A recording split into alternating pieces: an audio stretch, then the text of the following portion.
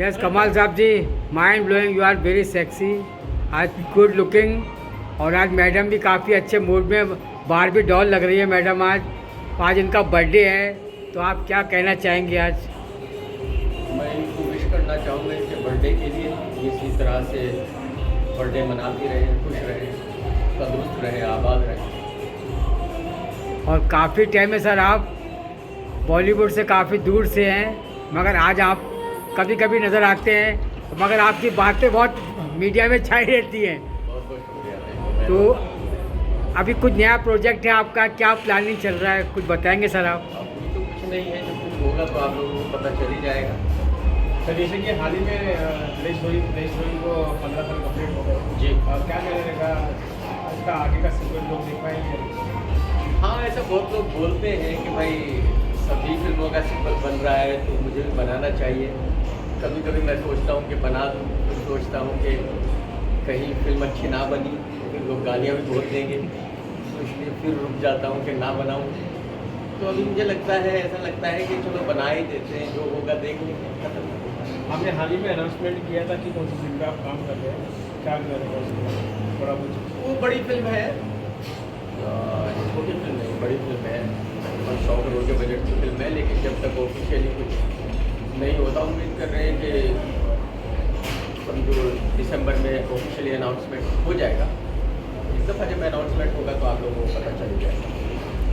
और क्या है कि सर आपका वो सोशल मीडिया देखते हैं कि कुछ भी आप अपने विचार रखते हैं तो वो विवाद बन जाता है, तो ये विवाद कैसे कनेक्ट हो जाते हैं आपसे? कंट्रोवर्सी क्रिएट हो जाती है, आपका कोई भी कमेंट आया, कोई भी उजागर, तुरंत कंट्रोवर्सी क्रिएट हो जाती है।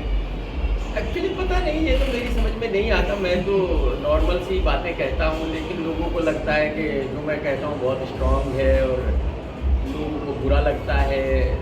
कुछ लोगों को बहुत अच्छा लगता है, कुछ लोगों को बहुत बुरा लगता है।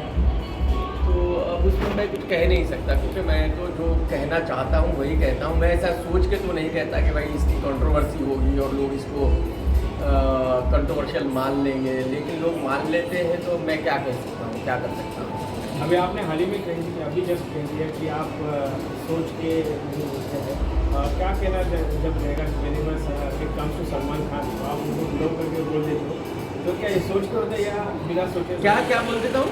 बुलाओ करके आप बोल देते हो? नहीं, मैं ऐसा नहीं, सलमान को नहीं बोलता, वो तो मैं स्पेशली हमने आपके रिव्यूज में देखा, जब भी आप उनकी फिल्म की रिव्यू करते हैं आप हमेशा उनको बुलाओ बोलते हैं, तो ये जानना नहीं नहीं, वो तो मेरी, मुझे ऐसा लगता है कि जो 60 साल के आसपास की उम्र के हीरो हैं वो सभी बुढ़ऊ ही हैं। उन्होंने 60 क्रॉस किया नहीं। नहीं 60, ये मैं आपको बताऊँ, सलमान खान ने मेरे ऊपर केस किया है और उसका जो जजमेंट है उसमें कोर्ट ने कहा है, क्योंकि उन्होंने इस बात पर ऐतराज़ किया था कि मैं उनको बुढ़ऊ कहता हूँ, और कोर्ट ने ये जजमेंट में कहा है कि भाई बुढ़ऊ अगर वो आपको कहते हैं तो ये वर्ड आपके लिए गलत नहीं है, क्योंकि आपके एज के हिसाब से वो सही है। तो मैं इसलिए जो उस एज के हैं तो सबको ही यही कहता हूँ, तो मेरे ख्याल में वो सब उसी एज के हैं, उसमें कोई बुराई तो है नहीं। जब कोर्ट भी ये कह रहा है कि भाई ये वर्ड गलत नहीं है इस एज में, तो बात खत्म हो गई। तो क्या सर उनको पर डे मिलना चाहिए, पेंशन मिलनी चाहिए? मैंने ऐसा नहीं, वो तो सभी स्टार्स हैं और जाहिर सी बात है आज की तारीख में तो आप देख रहे हैं कि सनी देओल जो 70 प्लस है, उसकी भी फिल्म ने 550 करोड़ बिजनेस किया है।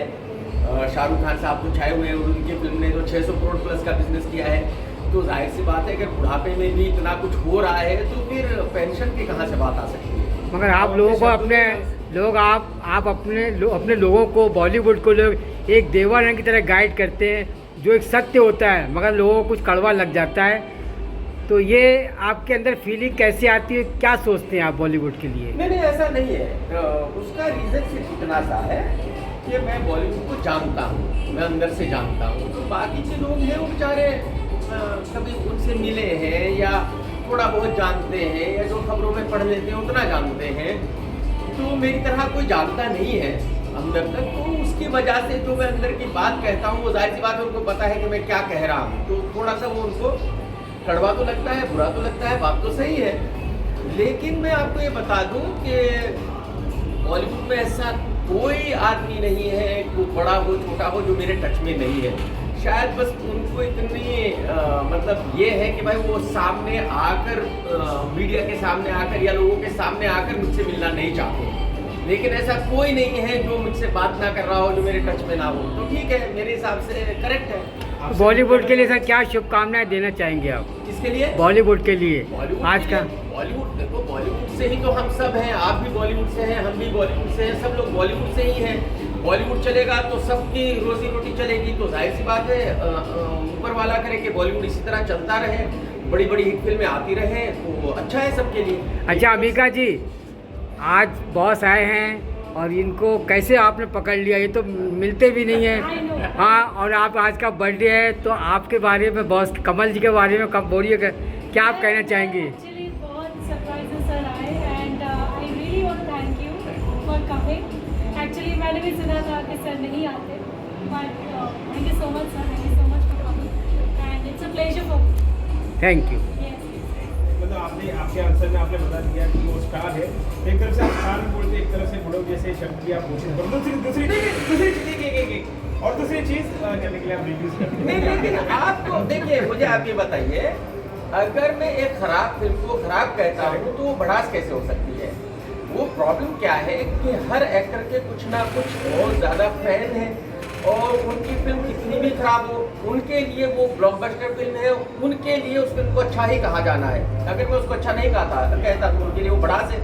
मेरे लिए, मैं आपको ये बता दूं कि जब रिव्यू मैं करता हूं तो मेरे लिए ना कोई बड़ा है ना छोटा है, ना कोई बर्थडे मनाती रहे और हम आते रहे।